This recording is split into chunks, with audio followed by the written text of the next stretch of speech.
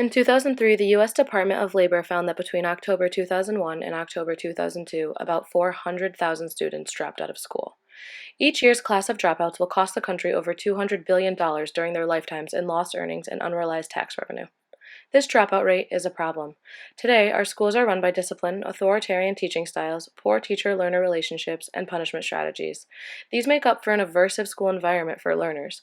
Learners will not be willing to learn if they feel that they are being taught with disrespect and rigid structure. Psychological research has shown that strategies like these do not work. In 1973, Barry Turner found that teachers use punishment and scare tactics to gain control over the learners and make learners accept their authority.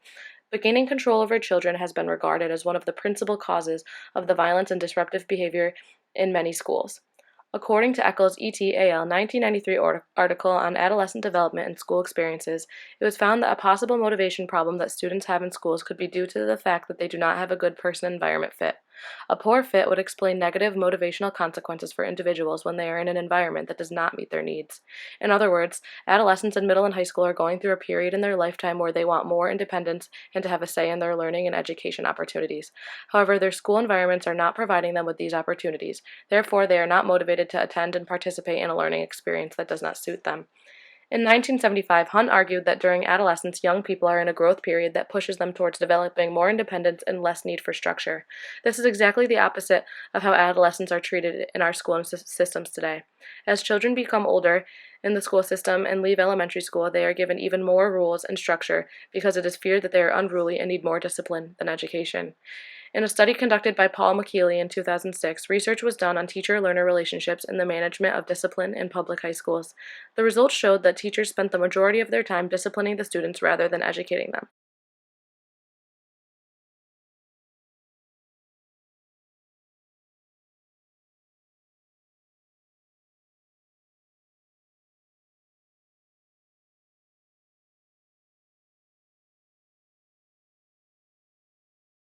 It is plausible to believe that the dropout problem our schools are experiencing is not an issue within the students themselves, but how they react to the environment they are being taught in.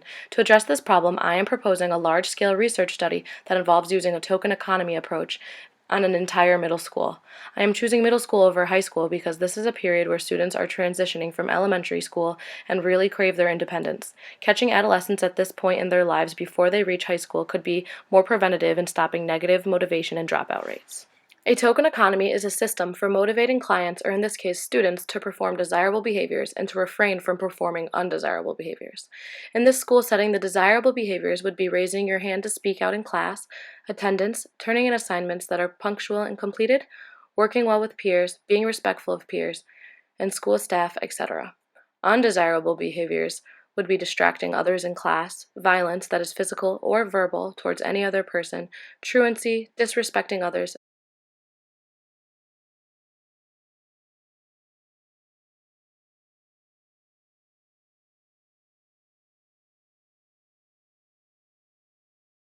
etc. The tokens that the students could earn for performing desirable behaviors would be points. These points are backup reinforcers that can be exchanged for actual reinforcers. The school would have a school store located within where reinforcers like school supplies, sports equipment, edibles, various gift cards, and school attire, etc. could be purchased. These reinforcers are specifically chosen because they provide students with typical necessities. It has been statistically proven that low socioeconomic status backgrounds contribute to dropout rates and academic success.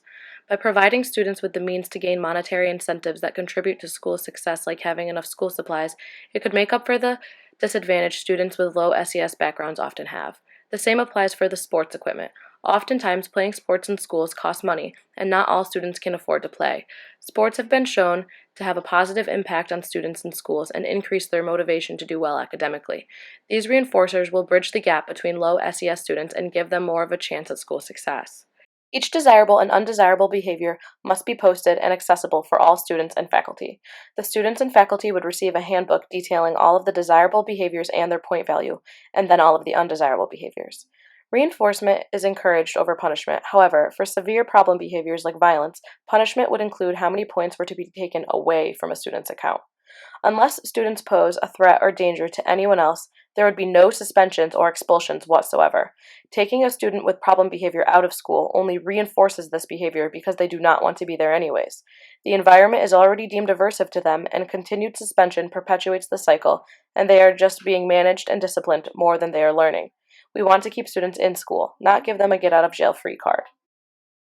Students would also be able to participate in the study by doing surveys. They would also have a point value attached to them as an opportunity to gain extra backup reinforcers.